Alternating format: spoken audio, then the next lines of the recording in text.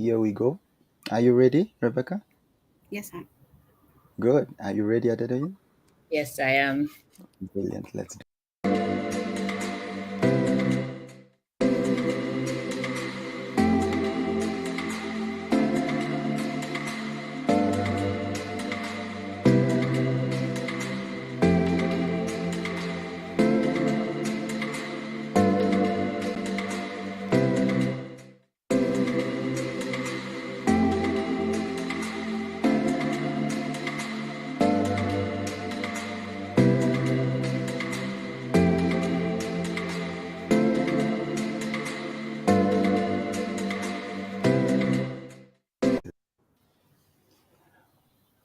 Welcome, ladies and gentlemen. My name is Wahika Muturi. Welcome to Let's Create Africa, where we talk to leaders, visionaries, very brilliant people, engineers, clowns, even, by the way, for those who keep asking me that question. Yes, we talk to all of them as long as they're African or not, even if they're in the diaspora, we talk to them because this is a show all about Africa. Welcome to Let's Create Africa, a webinar, weekly webinar that we talk about business innovation, governance, and the SDGs. Today I have very special guests. So guys who usually help me, please do the drum rolls. I'm so eager to have my guests on board. We have Rebecca Mutiso, who is the manager of accreditation and compliance at the Media Council of Kenya. Also, we have Adedoyin Jaiyesimi. I hope I said that right. Adedoyin is the co-founder of the COMMS Avenue, a capacity building and networking platform for communication professionals across Africa. Ladies, please say hello. I will start with the farthest from Nigeria. Adedoyin, kindly speak to us, introduce yourself to us, and let people know who you are. Hello, Waiga. Thank you so much for having me on the show today. My name is Adedoyin Jaiyesimi, and yes, I am the co-founder of the COMMS Avenue. I'm also a communications advisor. I've been doing this for over a decade. Absolutely enjoyed the work that I do in communications. I also lecture part-time the students taking the Chartered Institute of Public Relations program at the University of Nairobi, and I'm also a corporate trainer. Looking forward to the conversation we'll have today. Thank you very much, Adedoyin. Rebecca, it is your time. You're my people. So let's drum roll also for that. Thank you. Karibu. Thank you, Ahiga. It feels good to join you and Ada in this discussion today. So, my name is Rebecca Mutiso. I work for the Media Council of Kenya as the Manager Accreditation and Compliance. Before joining the council in 2021, I worked as a journalist, still am a journalist for a long time. I don't want to say people might start guessing my age. So I worked for over 10 years as a journalist with a keen interest in development and solutions journalism. And feels good to be here. So let's take this discussion on the road, yeah? Karibu sana, asante sana. So I'll leave this to any of you to actually proceed. Please tell us your beginning. How did you begin? I mean, all of you hold very important seats in different positions, etc., etc. Kindly tell us how you began. Ada, you want to go first or I go? Let me You can just. go. So okay, that's kind of a difficult question to answer because you don't know exactly at what phase of your life to begin. But of course, I think career-wise, yes. I knew I always wanted to be a journalist. So when I finished secondary school, I enrolled for a diploma course in journalism and eventually did a degree and a master's degree in journalism. I'm a mother of three, and I just really love journalism and I love my work of accrediting journalists. It's good to be at a point where you can be able to sort of assist those who want to practice journalism get the proper credentials to identify themselves out there and show that they actually practice professionalism, which is a very key aspect, especially right now when there's a lot of digital disruption. Let me stop there. Brilliant, Yeah. brilliant. I think leaves Adedoyin. Mhm. So my journey I always say I started very cluelessly. I wrote a book in 2020 called From Clueless to Success, which talks about my journey. I didn't know what I wanted to do with my life.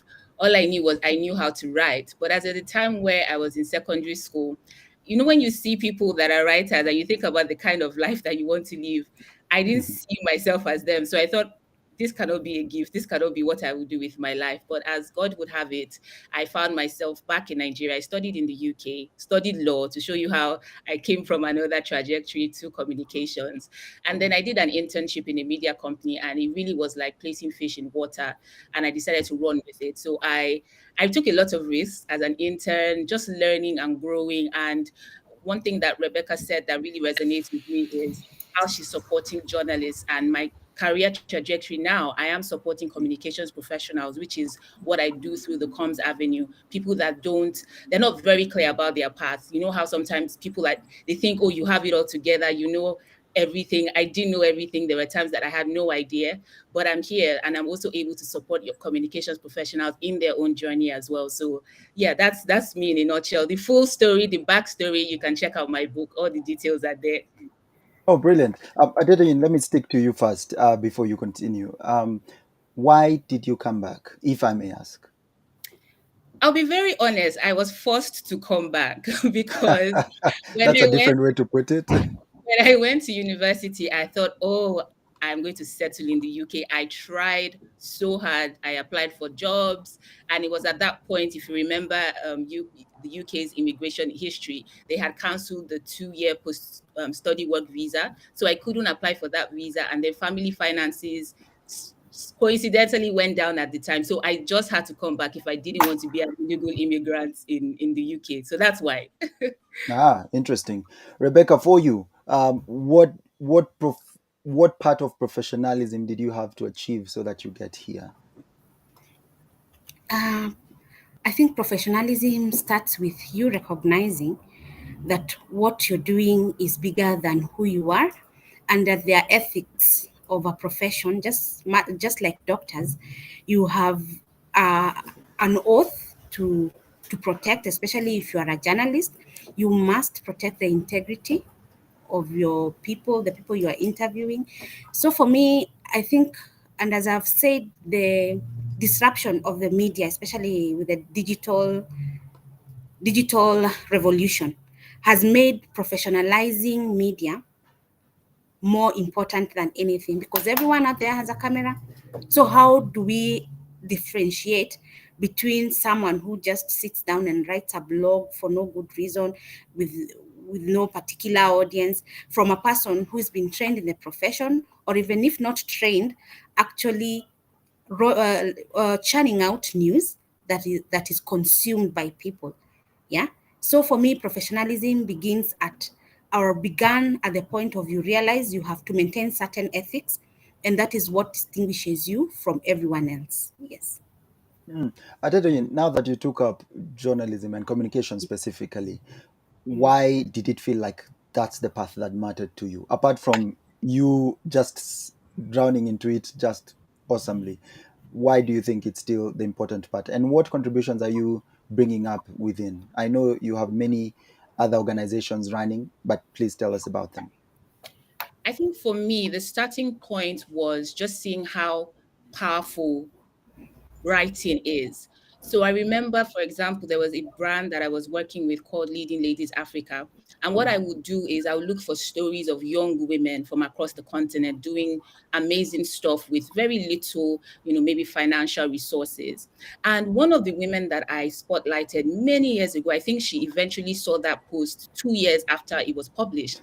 And she sent me a message on Facebook. She had to go and look for me on Facebook. And she said that she saw this post about herself, when she was at such a low place. But because of what I wrote and she read it, it inspired her to keep on going. And the life of an entrepreneur, there are down days.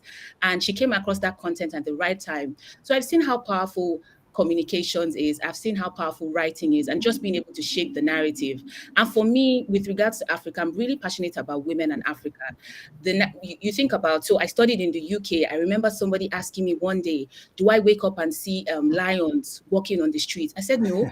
The first time I ever saw a lion was at the London Zoo. I do not know what you're talking about, but I don't blame them, because at the time I was studying, there was an ad from a brand where the woman wakes up and then she opens the curtain and she sees a lion. So why would they think that lions are just walking across the streets in Africa? But we, the communicators, we, the ones that have the words, have the power to shape the narrative, to tell balanced stories about Africa. Yes, we know we have the conflict, we know we have the negative stuff, but there's so much great stuff about Africa. And that's why I'm really, really committed to the work that I'm doing, especially letting communications professionals know that, look, even beyond the campaigns you're doing for your organization, there is a bigger picture about the narratives that we want to push out for our continent, about the impacts that you're leaving, not just for your generation, but other generations to come. So that's really my Brilliant.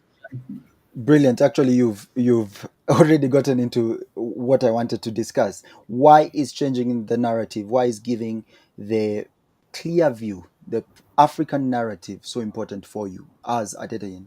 Minus all the accolades that you have. Let me pick on something that Rebecca shared. She says everybody now has what, a camera. Everybody, is a blogger, quote and unquote. And if you look at the tone of the information where it's concerning Africa, it is largely negative. So they talk about the dark continent, they talk about the Oxfam child. Even the narrative or the framing of our elections, it's always about the violence. It's always about the negative side. Now, we as Africans, we can change that. There is a negative narrative because we are not seeing the other side. We're not seeing the positive side. And it is not, the onus is not on the Western media to tell our own story. And I find it so fascinating that ingrained in the African culture is storytelling. If I ask you, from your culture, there's an element of storytelling, but we've just not been able to scale that even into the media. So it's really, really important, because we have to show that there's so much more to Africa. There are young people doing exceptional things across the continent. The work that I do with the COMMS Avenue, I've been able to interact with young Africans from across the continent, and I'm so marveled. We don't see their story in mainstream media, but it's up to us to tell their stories and give them a greater platform so that people can know that, look, Africa is not the, I don't know if you remember the pandemic 2020, the news, doom and gloom, they're going to die. And you're like, no, we're actually much better than that. But again, we have to take control. So that's really it. Brilliant. Rebecca, from Yes. a regulations perspective, Mhm. because you're the one who handles accreditation, Yes. how exactly are you trying to navigate this field? Not only to balance the scale of getting real journalists who have been in school, but also for the freelancers, because I know that's also a very heavy scale to balance. How exactly do you balance that? First, as the media regulator, we have a mandate to accredit journalists and people we refer to as media practitioners. These media practitioners are people who are actually not trained in per se communication or media, but are trained in other fields, but have found themselves practicing journalism or earning from journalism. Uh, of course, right now, like 20 years ago, you could clearly tell who is a journalist and who isn't a journalist. Today, it's almost impossible. So I can tell you that it's not been easy as a regulator to sit in that space and now ask who are we going to regulate, and who are we not going to regulate. But as the body mandated to accredit, we saw it fit to ensure and to recognize that the field of media or the field of communication is now wide. There are people who have been trained in journalism, and those ones actually they require a degree or a diploma, then we accredit them. But for people like media practitioners, and some of them are trained in other fields such as accountants, some are actually scientists, but are good journalists. So what we do is that we take them through the ethics of the profession to grasp what the profession of journalism is all about, because there's been this ongoing debate: is journalism a profession, or are we going to professionalize it? So for us, it's important to professionalize it by ensuring that the people who are practicing in any media outlet in Kenya at least understand the ethics of the profession and basic journalism. So for them, we do for them a course, or we conduct a course for them called Media Practitioners Training, and they are given a certificate. It's called a Media Ethics Certificate, and then they get accreditation as media practitioners.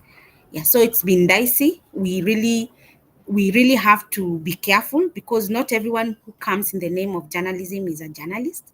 So we have had to really put in a lot of work to ensure that we lock out people who simply want to get a press card for the sake of getting a press card to show that they are journalists when they are not. Yes. Okay. And just to continue on that, why is it important for me as somebody who wants to practice journalism or Yes. be part of the with the journalist field? Yes. Why is it important for me to get an accreditation? I think it has never been more important for anyone in the field of journalism to get accredited for two reasons. When you go out there and you're asked whether you are a journalist and you come with someone else who actually does not even have a blog, does not have anything, and they say they are a journalist and they simply come with a camera, the only thing that will distinguish the two of you is whether you have a press card or not.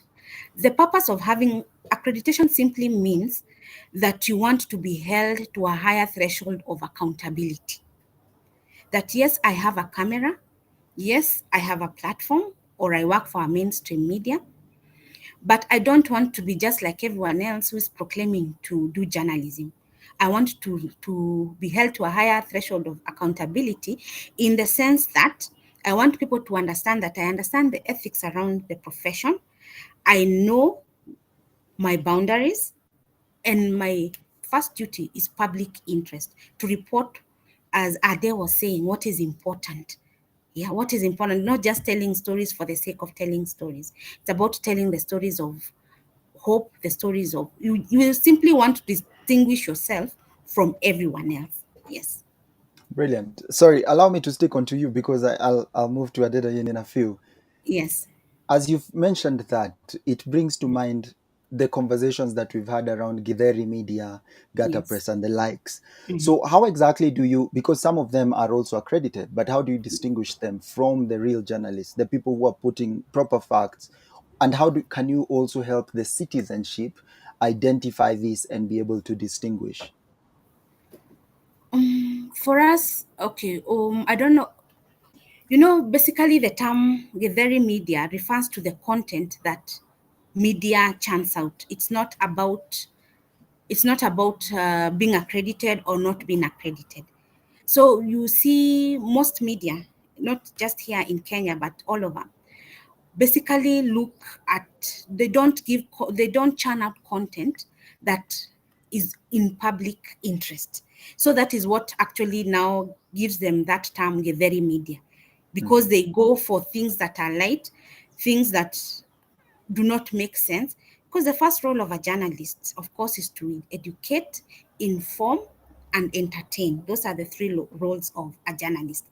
But when we turn everything in news to be about entertainment, then that now gives us that notion of Githeri media. So for me, I would like to say that for us, the most important thing is to train media through, of course, our media development and training department on how to tell stories that matter to people, and to ensure that the content that they churn out is of quality. Because we say in this space we are in that only quality journalism will save journalism. So if we Mhm. don't churn out quality journalism and we just go for the very kind of content, then that presents a problem. Yes. Brilliant. I Actually, hope I have riding on. answered your question. Oh, yes, yes. So far, Yes. actually, you've made sure to educate as Yeah. one of the roles, because Yeah. also confusion I've seen is people also confuse what exactly is Getheri media. What does Yeah. that term mean? Mhm. It means different things to different people also. But Yes. thank you for bringing that up. And so I'll let Adedoyin ride on that because I wanted to talk about some of the trainings that our organization does and just some of the things that you think journalists and communication professionals and media professionals need to take up as they try to to make their name within this field? Okay, so I think one of the first things that is going to be very important is understanding ethics. Because in the time of, for example, we're having elections in Nigeria, and there's just been a flooding of fake news, right? And it's up to us, it's up to journalists, up to us as communications professionals to say, look, let's hold ourselves to a high ethical standard where we are not peddling false information or false news. And then it's also just important to, I noted something that Rebecca said about telling the stories that matter. Your audience, what do they need? Information, education. How are we giving them that information? How are we making them more aware and more informed, especially in the time where there are political transitions or where things are changing in the environment? And so for us, our trainings, we're looking at, for example, how communications professionals can be more strategic. I'll give you an example. If you're a professional that works in a development organization, because you want funding from donors, what we've usually seen is, you present the sick person, the malnourished child, so that they can see that you're doing so much work. But then that's also adding to the negative narrative. So we're saying you have to think more strategically to show the impact of your work, but respecting the dignity of the people that you are also serving, because the fact that they live in low income areas does not mean they do not have dignity and they should not be respected. So we're saying to you, think higher, think in a higher standard. So we're offering courses for strategic communications, for development communications, because that's one area that we've seen that there needs to be a bit more upskilling. And there are now so many courses that journalists can take, even with regards to getting on board new media, to incorporate that in their work, and then also their specializations in the industry. About 2 years ago, I was invited by the pensions fund operators in Nigeria to train their journalists, and it was very interesting the questions that they were asking. One journalist said to me that the transcription services that they use, they don't transcribe African voices properly. And I don't know if anyone has experienced that. They're very accustomed to like British, European type of voices. So when they're trying to transcribe their stories or interviews, there's a lot of errors. So they were trying to ask me for recommendations. I was like, that's a charge for one of us or somebody to create something for African voices. So there are many areas for upskilling, but I think for me, the starting point is, look, let's all operate at an ethical standard. Let's have our audience in mind, and let's respect the dignity of the people that we are serving. Brilliant, brilliant. Could you please talk about some of the trainings that you've been either doing or actually giving out, and even some that you've taken for yourself to help you upskill? Okay, so currently we've started at the COMMS Avenue something called COMMS Intensive Africa. So we're doing three. It's going to be it's a specialist communications program. On the first one is currently running on strategic communications. The next one in June is in development communications, and then in September we're doing internal communications. Then outside of that, because there regulatory bodies or accredited bodies for public relations. You have the Chartered Institute of Public Relations program, which currently runs at the University of Nairobi. I lecture on that. There's that as well. I also did a master's program because I didn't study. I said to you, I studied law, so I really needed to have some sort of education. But then there's little short courses here and there. I always just go to so you have the PRCA, Public Relations Communications Association, even the local bodies. So you have the Public Relations Society of Kenya, you have the Nigerian Institute of PR. They have courses and trainings. And for us in Nigeria, for example, we have the Nigerian Institute of Journalism. I know Ghana has an Institute of Journalism. There's so many short courses that professionals can take to upskill and progress in the career. Brilliant. Thank you very much for that. Rebecca, could you please tell us some of the trainings that MCK actually is involved in? MCK in this point meaning Media Council of Kenya.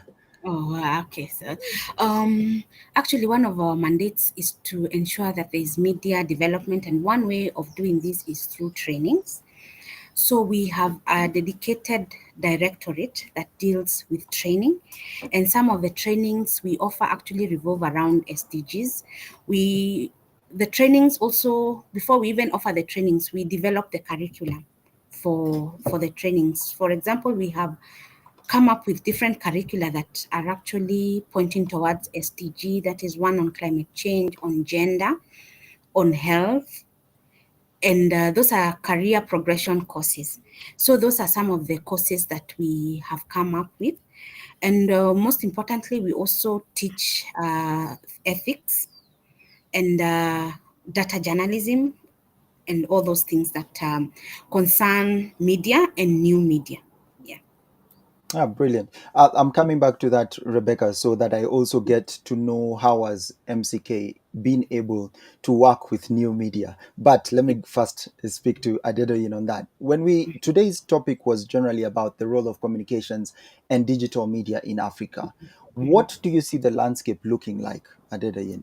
Both from the West being West Africa, and also from East Africa, because we are talking about Africa. And also you may speak about North, South, and Central, so that we also get to hear. Okay, so I think there's generally growth in digital media adoption across the continent. To be honest, I don't have specific figures. I was trying to do some research before this webinar, but what we've seen is that you have a lot of Africans now engaging on social media platforms, engaging digital media, especially content creators. So I know Nigeria, for example, we have a lot of content creators, and you have that across board in Ghana, Kenya, Rwanda, just really all across. I think for me, where there's still a lot of work, I wouldn't say a lot of work, but we need some work that we need to do is still in that area of infrastructure. And I really do believe that that's where the African Union comes in. I was reading the digital transformation strategy that they have set for 2030. And the truth is that there's still a large number of Africans that do not have access to one, electricity, do not have access to internet, do not have access to even mobile data. So that's still some sort of concern, in terms of digital media adoption. So while it is growing, we still need to overcome the infrastructure challenges to make sure that everybody has access to digital media, because right now, as it is, digital media is affecting everything. Technology is growing, and it's going to impact on health, it's going to impact on education, it's going to impact on how we access certain basic services. So we need to make sure that that's available. But I think it's growing. I'm very excited about what's coming out of the continent. I'm really proud of our young Africans. They're really innovative, and we're getting to see that. I think maybe what I would like to see is us pioneering our own digital platform that is exclusively by Africans. Maybe that would just, hit it out of the park for me. Oh, interesting. Actually, now that you say that, why is that of importance to you? Because I mean, if you use platforms like Facebook, Instagram, there are always restrictions.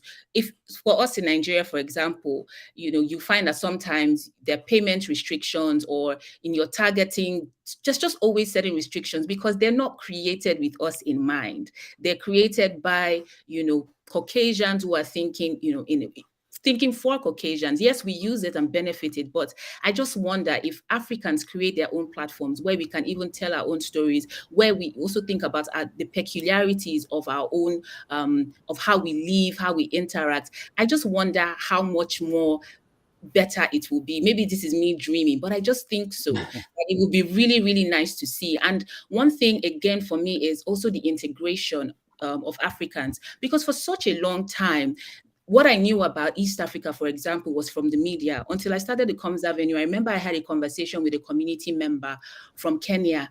We had an hour conversation. I was like, we have so many things in common. How come we don't know this? And then I traveled to Rwanda. The first time I went to Ghana, I was like, this feels exactly like Lagos. I watched a video about Mozambique. I'm like, I can relate, but because we don't travel, we're not so interconnected. We don't realize how similar we are, and we actually do need that integration as well. Yeah, so I think that for me is why I would say I would love to see that. Oh, brilliant. Rebecca, what are the instances of new media MCK has had to pick up on and also assist on accrediting? Before I answer your question, Wahig, I would just want to say something about Oh, what please, Ade had said. please. I have a real passion for solutions journalism. It's actually what I did for my master's program as my thesis. And as Ade is saying, I really don't want it to get lost in the sense that we need to begin telling stories about the responses to the challenges. Actually, Africa is not simply about the challenges that we see. There are people who are coming up with solutions, responses to these challenges.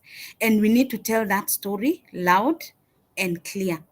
And if you have noticed of late, the narrative that we give towards Africa is beginning to change, but we actually need to see more. Even people like CNN, people like The Guardian have picked up on that. They're no longer just telling about what is wrong with Africa.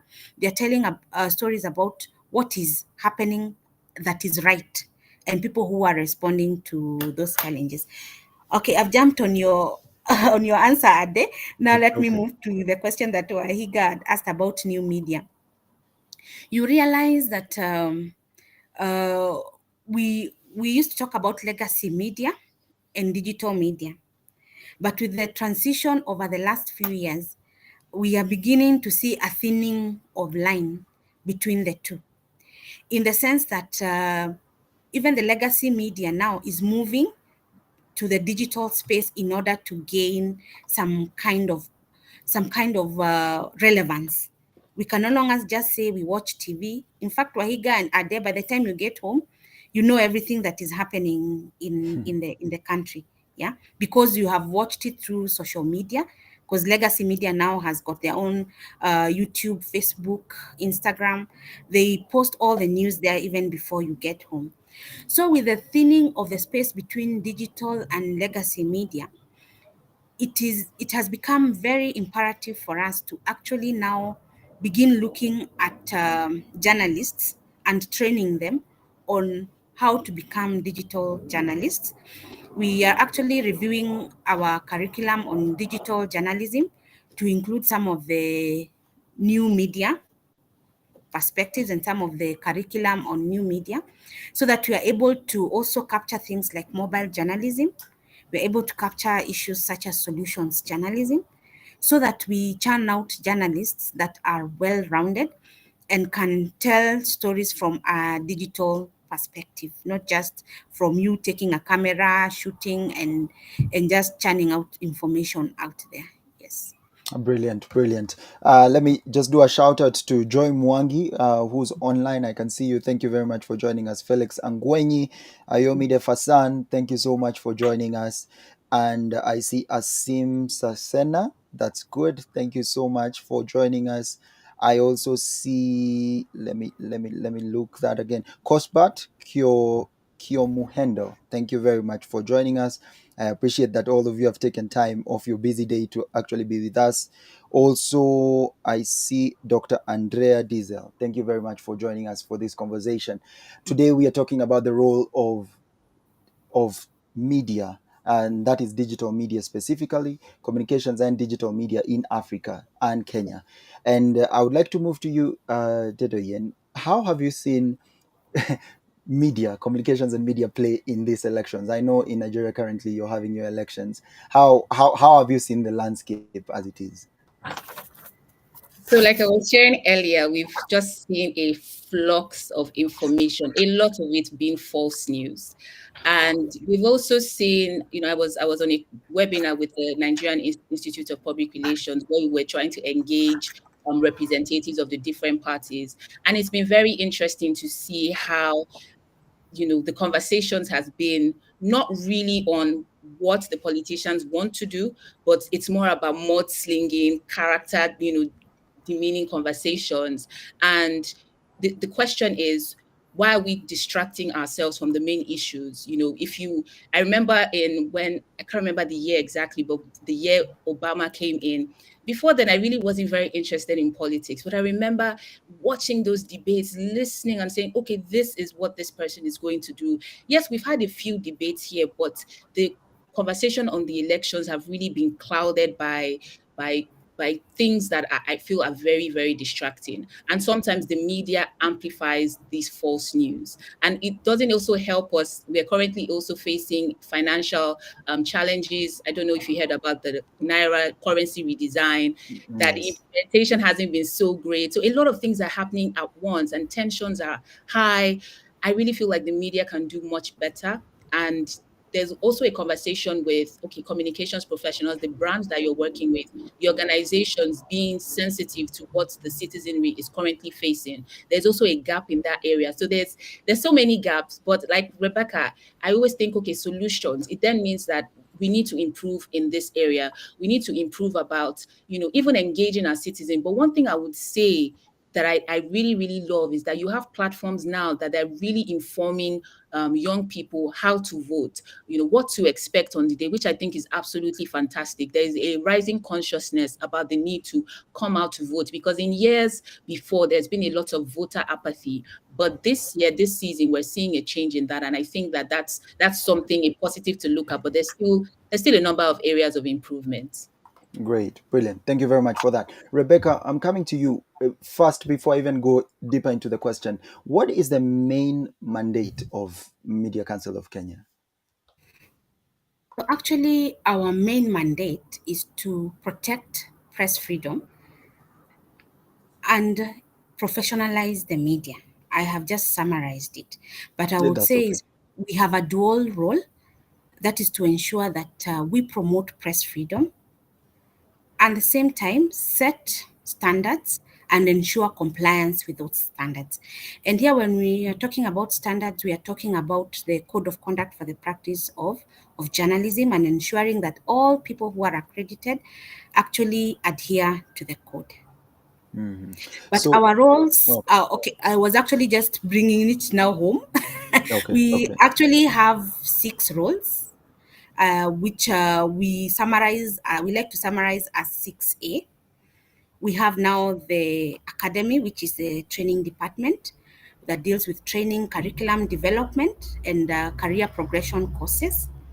We also now have accreditation, where we ensure that we set the media standards and ensure compliance, as well as accredit journalists and maintain a register of all accredited journalists. We have the adjudication part, where we have a complaints commission that handles all complaints related to media. Then we also have advocacy, and this is where mainly we reach out to government bodies, we reach out to organizations that we can actually come together and think of how to improve the practice of journalism in Kenya.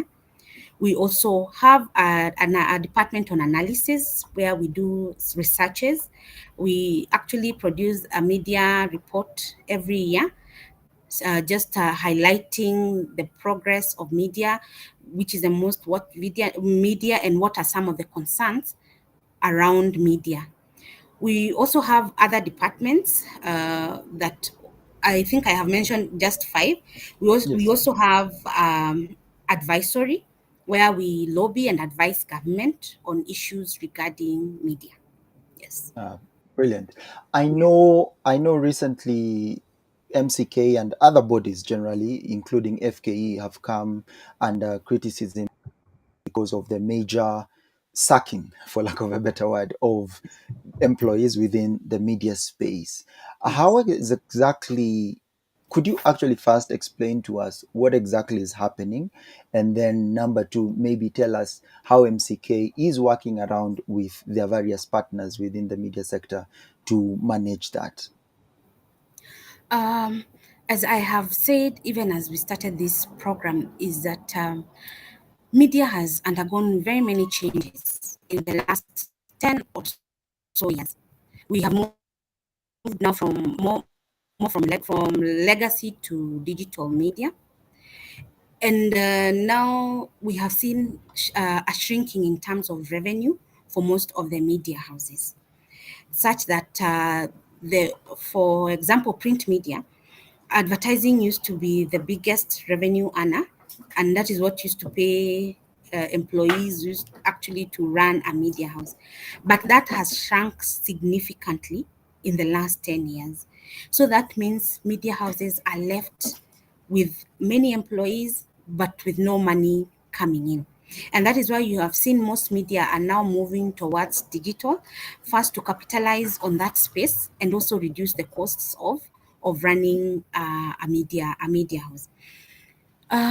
What have we been doing about it? As a regulator, we are actually very concerned with what is going on. But our main role, as you know, we are a media regulator, not a labor union.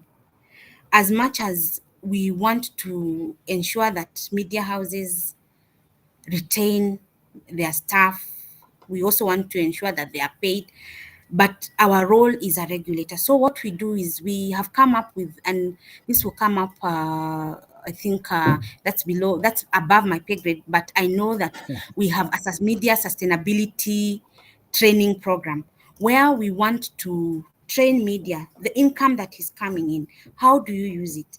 Do you use it to enhance or to make sure that your media remains viable for a longer time and that you produce quality journalism for the longer time? Or what are you doing with the income that comes in? What are the new revenue streams, yeah, that you can capitalize on, such as freemium, paywalls? And also, most importantly, is to have a honest discussion about some of these layoffs, in terms of what has really necessitated it. Is it lack of money, or is it just bad management in media? And this, I'm speaking as Rebecca and as a digital journalism expert.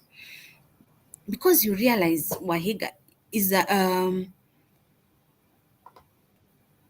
newsrooms and all organizations have actually been shaken by the digital transition, yeah? But there are organizations that have actually capitalized on this to remain viable in the long run. So we need to have those honest discussions and see what we can do to ensure that media remains sustainable for a longer time. Yes. Ah, honest discussions. Yes. Adedoyin, let's get into an honest discussion at the moment. And again, I'm saying that considering that right now the country is undergoing some political shifts here and there. How exactly have journalists been able to separate themselves? And even if not, how are you trying to enable journalists to separate themselves from the vice that is being bought by politicians? Wow, that's a big question that I don't think Ade doing alone can solve. Yes, But I it think is. I think it just ties back to the conversation we're having on training, on the importance of ethics. If you think about advertising, what makes advertising work is that they keep doing the thing over and over again. There's certain repetition. So I think that there's a place of continue to emphasize and keep on repeating the ethics and the standard required. And then there's also the conversation about penalties. So what do you do when journalists don't meet the standard? And these are bigger conversations that are bigger than me, but they're things that I've thought about in terms of how do you make sure that everybody aligns to this standard? Who even determines what the standard is? I love what Rebecca was saying is there's the accreditation. So if there's somebody doing the accreditation and someone falls short, that means that there has to be penalties. So I think that there has to be robust conversation around it. But most importantly is that awareness, because I really don't like when people do things because they're afraid of getting penalized. I prefer that they do it from the consciousness of this is the right thing to do. This is the ethical thing to do. This is the thing to do in the best interest of Nigerians or the people that I'm serving. And that really goes beyond one human being. But I think as a collective, there's just that need to keep on re-emphasizing the ethics and the awareness. Ah, so who are the, if I may ask, who are the greatest beneficiaries of your work currently that you're doing with the Comms Avenue? Oh, definitely young professionals across Africa. They are in my YouTube, WhatsApp messages, Telegram, because we have a mentoring program that is Pan African. So we have senior professionals from across the continent mentoring the young professionals. We've been running that since 2020, but it's really the young ones. And I think that for me, when I speak to senior professionals, one of the things that they say is, "Oh, I wish we had this when I was younger. I wish I had someone to guide me. I wish I had someone to give me answers." I'm very passionate about sharing knowledge. I'm very passionate about showing someone the way. If I have been able to navigate a space, I want to be able to tell you, avoid this, do that, to make your own experience better. So that's really why we do what we do. But most importantly as well, is also about shared knowledge and experience. I remember when I was in Rwanda last year for the Africa Communications Week conference, and I was listening to case studies about some of the campaigns that were implemented in Rwanda and the success. And I started to think, how can we replicate this across Africa? Which goes back to our conversation about documentation. That's something I want us to do more of. So if you're an academic, for example, your case study examples are usually going to be European. You won't really find so many African case studies, not because we haven't had them, but because there aren't documentation of those things. So I'm hoping that in the longer term, we can solve that problem of documentation, where by communications professionals across the continent have a body of case study that they can be inspired with to replicate campaigns and behavior change activities within their own countries and regions as well. Brilliant. Thank you very much. Let's go to you, Rebecca. The media training programs and the importance and frequency. Actually, how often are they happening from MCK? Um, as I told you, we have a department, actually a directorate, dedicated to developing curricula on different media courses and also training. So sometimes we partner with individuals who want to set out a certain agenda in terms of if it's in health training, we can partner with an organization that wants journalists to know how to report on training. So the trainings are frequent, but are also dedicated by the access to finances and the partnerships that we have in place. That's how I would answer your question, Wahid. Okay, great. Thank you. Seeing that Mhm. there's also been a criticism in regard to the frequency Yes, and the access to the trainings themselves, would you like to yes. respond to that? Actually, we are alive to the fact that some of the trainings, we are alive to that fact. That's what I'd like to say. And that is why we are moving towards the MCK Africa Academy, which is a digital platform where we will put all our courses there, such that if, for example, you want to train on media ethics, you will log in, go through the course with qualified trainers, and get a certificate after that training. So we are alive to that, and I think the Africa Academy is just about to complete its work so that now it can open to the public, and anyone, Mhm. anywhere, even a day, can say she's interested in a course in solutions journalism, and she can enroll as long as she's an accredited journalist. Uh, you've actually mentioned solutions journalism several times. Yes. Could you Yes. would you mind telling our audience what exactly that is? Actually, It it's sounds not really any fancy. different. No, there's nothing fancy about solutions journalism. It's exactly what Ade has been saying. You know, we have been taught as media that what bleeds leads, and that if it's not bad news, it will not sell. But Mhm. with time, we have seen that the audience has become sort of wary of such news and even tired. And there's something in the media circles we call compassion fatigue. You hear too much bad news, it becomes normal. We have normalized bad news, such that uh, if you hear stories of GBV, we keep telling them all the time, all the time, all the time. The next time you hear maybe a man or a woman has been battered, you say, okay, that's normal. Let's move on. But you see, that is a vice that is actually affecting so many people. And when we get compassion fatigue, we lose our ability to empathize. And as a society, when we lose our ability to empathize, then we either decide, I am not going to watch news anymore. It's really affecting my mental health. Because I often tell a joke that every time I watch news, I feel like I want to go and have a sit down with a psychologist and to talk about my mental health, because you get out of there and you feel really depressed. So solutions journalism is very simple. Solutions journalism is saying that our role as journalists is to tell the truth, yes, to tell what is wrong with our society. But our responsibility does not stop there. We also have a responsibility to say who is responding to these challenges. And solutions journalism is not just saying someone somewhere is doing something good, it's the approach that you take. In the story, no matter how bad the story is, you also integrate a solutions story such that there are a lot of people. For example, there are many cases on GBV, yes. There are many men and women who are battered every day. But who is providing a solution? Integrate as someone who is responding to that challenge. That way you will leave people with with with you leave people with the notion that actually there are people who are responding to this, and there's something we can do about it. Yes. So solutions journalism is basically about allowing people to tell the responses to the challenges that we face as a continent and we face as the world globally. Yeah. I Mhm. will give you an example with the war in Ukraine. Yeah?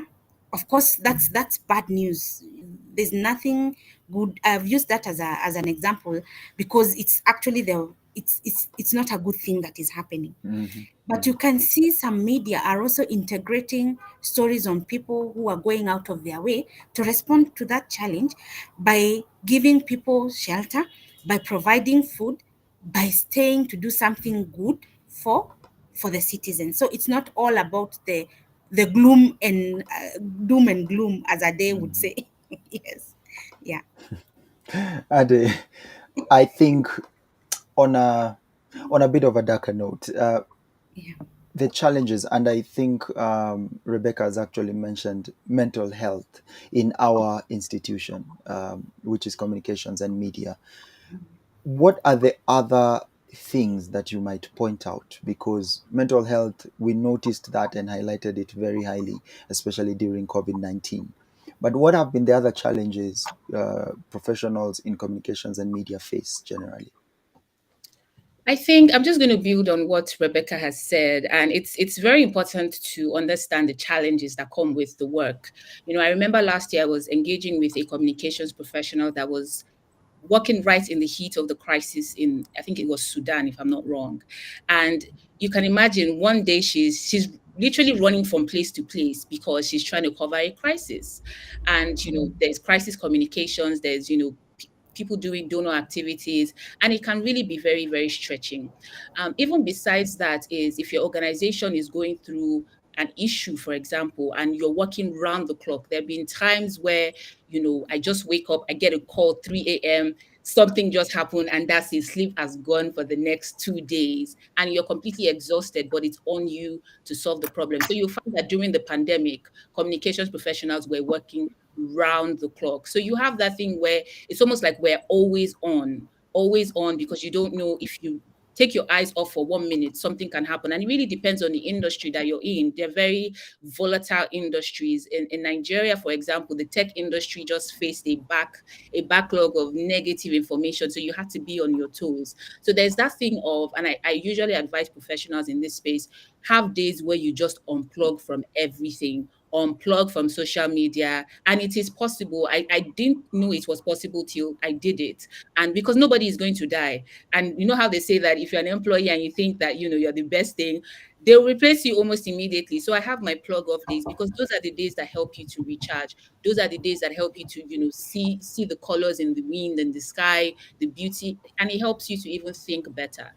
There's a lot going on now, but it's just important to be able to disconnect and say, you know what, I'm going to take time for myself to make sure that this news or this trend or everything that is happening is not affecting me negatively. Brilliant. Thank you so much for that. And somebody, Dixon Muthomi, is saying, I think it's also all about frustrations all around. And I think we feel that a lot, many times, because a friend of mine was actually mentioning about doing a story of a dead body, and they didn't have a way to resort or seek help.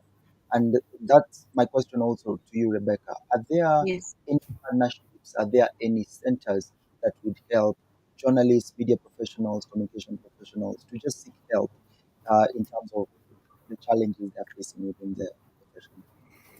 Um, The Media Council actually has a department that is dedicated to safety and protection of journalists, and provision of psychological health is a big part of that.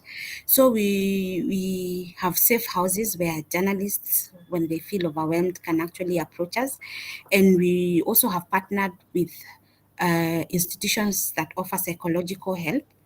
So when they feel overwhelmed, then they can actually reach out to us and seek assistance, and we are able to get them the help that they need to actually regain their mental health. Yes. Actually, how can they reach out to you as MCK? You can reach us through info@mediacouncil.or.ke. Yes, so we also have a department that is, once they reach out through that email, then they'll be able to get more information on the direct person to reach to. I'll grab you the hotline right now for Okay. our safety and protection of journalists department. Okay, thank you very much. Thank you for that, Dixon Muthomi, for highlighting that. Adedoyin, and maybe you might also cover up on this even as we are about to wrap up. When you think about the digital media landscape, Grace, one of the listeners, is asking, where do I start from? I don't even know where exactly I can brand myself from. I think she's doing a good thing by taking advantage of this free consultation. So the question, where do you start from? Honestly, I always say start from understanding what the terrain is all about, right? Because if you don't know the different things and the different possibilities, you don't even know where to start. And then I always say start small. So I started off as a writer. I started off, just sharing stories, and I grew over the time. So you have the bigger picture in mind, but where you are, what you're doing, what can you start? And I will ask Grace, what exactly do you want to achieve? For me, I was really passionate about, I needed to use my writing skills, my gift for communications to make an impact. And that really, dictated the kind of opportunities I went for.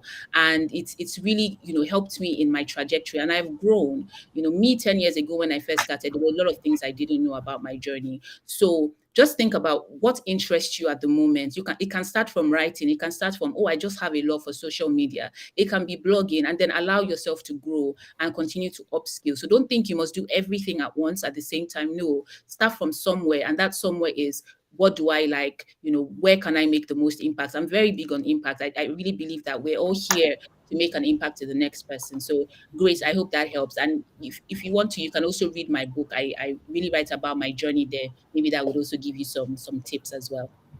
Brilliant. As you're talking about your book, tell us actually about your book.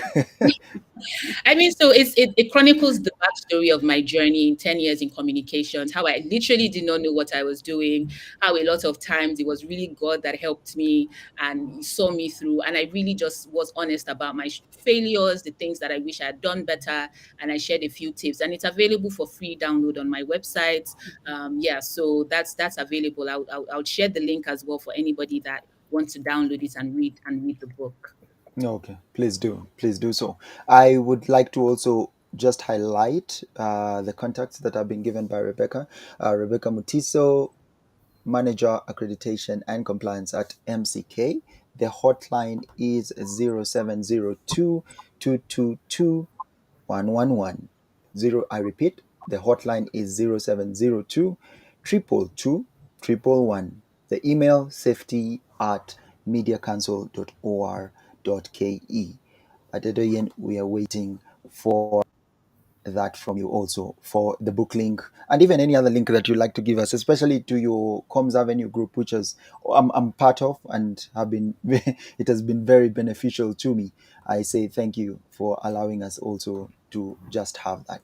As we are wrapping up, Rebecca, Yes. for you, how would you like, even minus MCK, to empower others to emulate your work?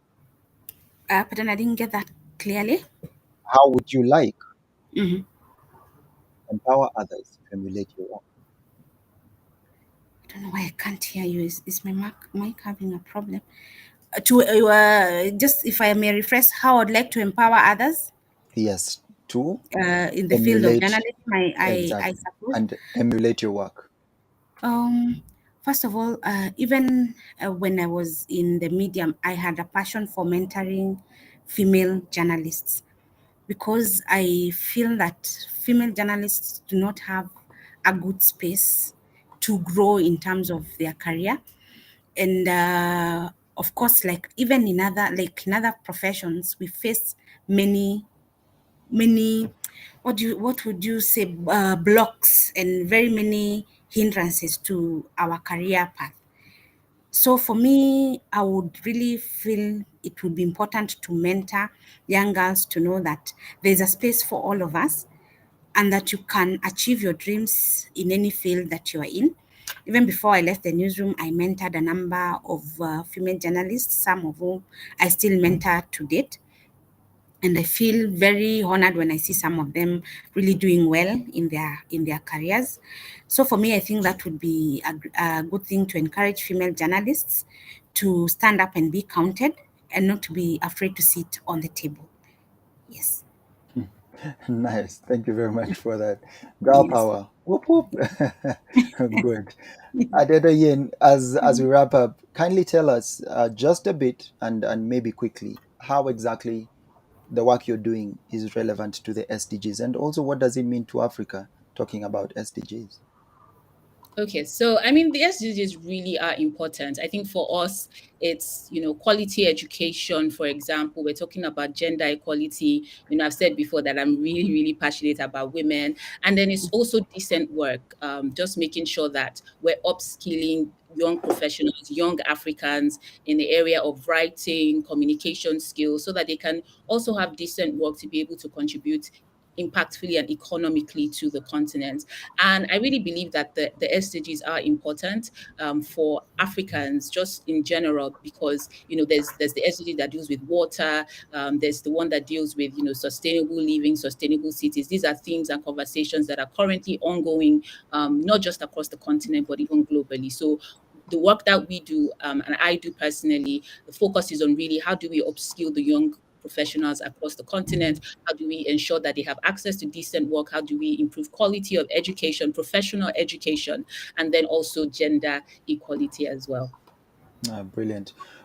I think I would lead the same question to you, Rebecca, also as we are wrapping up Yes, about the uh, SDGs and the relevance.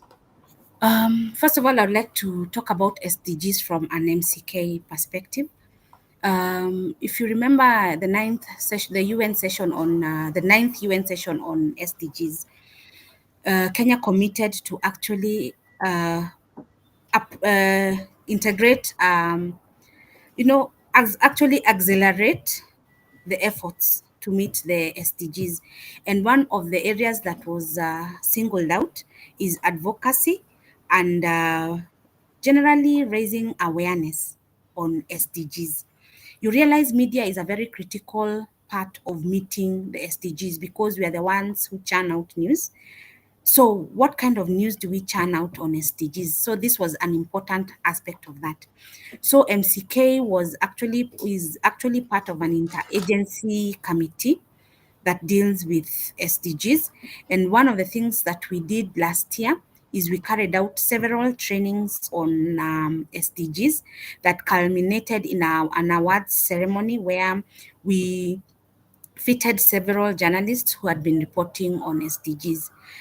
But even as we say that, the conversation that we have been having now about the stories that journalists tell, journalists just concentrate maybe on opinions. They don't get authoritative sources to their stories. They don't talk about the solutions. So these are some of the things that we are keen on training journalists on and ensuring that that conversation on SDGs does not just focus on what is wrong. We also focus on the solutions. That said, also in our curriculum, we have developed a number on climate change, gender reporting that are linked to the SDGs, housing, and so on. So we really are keen on ensuring that we, especially to meet the 17th goal, we partner with organizations that can help us achieve this role or this goal of ensuring that the SDGs are well articulated by media, and that everyone understands that SDG are an integral part of us meeting our developmental goals as a country. Thank you. Brilliant, brilliant. Yeah. Adedoyin, I'm sorry, I'll just have to do this. Allow me to. Do you think we are relevantly communicating the SDGs to our audiences? We are, to be very honest. Yes, is there room for improvement? I definitely think so. But I really, really think that we are doing a lot in terms of that. And can I just add that one thing that I would like to see us communicate even better is the Agenda 20, is it 2060 of the AU? That will be really, really fantastic because I think that generally people have an idea of the SDGs, but they don't have an idea of what the African Union is doing. And they're doing a lot of great work, but I think there still needs to be more communication about that as well and how it impacts the work that we do as media and communication professionals. Thank you, Ore Rowaye, for joining us. We really appreciate having you on board. And thank you so much for that, Adedoyin. As we wrap up, what's your last word to your audience? I think I should start with Rebecca so that you take a breather. Rebecca, what would be your last word to the audience? Okay. And maybe you can use this time also to cover anything that I could have That missed. I think when you say the last word, it's like your deathbed and they're told, "What's your last word?" And Okay, joking. not really. Sounds Yeah, yeah, yeah. morbid. Yeah. So basically, when it comes to SDGs, they are a very integral part of what we do as journalists. So it's important for journalists to actually begin telling stories around SDGs to ensure that we talk about the inequalities. And even as we talk about the inequalities, we also talk about the solutions to these inequalities. And basically, media and communication should play the role, and media and communication practitioners should play the role of ensuring that citizens are well aware that these SDGs are important to achieve. And when we achieve them, we achieve development. Yes. Wow, Yeah. brilliant. Short I and think, sweet, I guess. yeah. Okay, Adedoyin. Okay, so for me, without sounding like a representative of the African Union, but they are championing what is called the Africa we want. Yeah. And I believe that every professional across the continent should know that agenda and we should all work together. See, we can't work in silos anymore. I love when Rebecca was talking about the platform that's going to be open up, to anyone across the continent. And that's what we really need shared experiences, and that's what will help us to grow. There are things that you're doing well in Kenya that we need to incorporate in Nigeria or in Tunisia or in Egypt, for example. But it's by us coming together, it's by us collaborating across regions, across the continent. I saw last year there was an East Africa public communications week that I thought was very, very fantastic. Just bringing everybody from East Africa to have conversations, and we need more of that collaboration. So my last words with let's all come together. This continent is ours. Let's tell the diversity and the beauty of the story within, and let's also encourage our young youth, our youths and our young professionals to give them that inspiration and courage that they need to go up higher. Because sometimes someone is comparing their chapter 1 to somebody's chapter 30. You see me here today, but I've been on this journey for over 11 years. So definitely if you're just starting, you're not going to be where I am exactly, but I can share lessons with you that may either collapse your journey or make your journey a bit smoother. So I think that would be my last words for this webinar in a nutshell. Yeah. Thank you very much. I appreciate your work. I appreciate your Yeah. word. We have come to the end. Ladies and gentlemen, thank you so much for joining us today on Let's Create Africa. Let's Create Africa, for those who don't know, is a weekly webinar series that focuses on exploring innovative solutions to the challenges facing Africa. And we bring together some of Africa's best innovators, entrepreneurs, and experts in business, governments, and civic life to talk about the opportunities and challenges in their fields and in Africa as a whole. The main theme of Let's Create Africa webinar is business technology, governance, and the SDGs. Today, we had Adedoyin Jaiyesimi, the co-founder of COMMS Avenue, and Rebecca Mutiso, manager, accreditation, and compliance at the MCK. My name is Wahika K. Muturi, and I appreciate that all of you took time to join us this evening. Have a great evening. Thank Just you to for keep having us. talking to us. Karibu sana. Keep talking Thank to us, ladies and gentlemen. You can find us on Facebook, Instagram, Twitter, LinkedIn, and TikTok. Thank you so much. Have a good evening. God bless.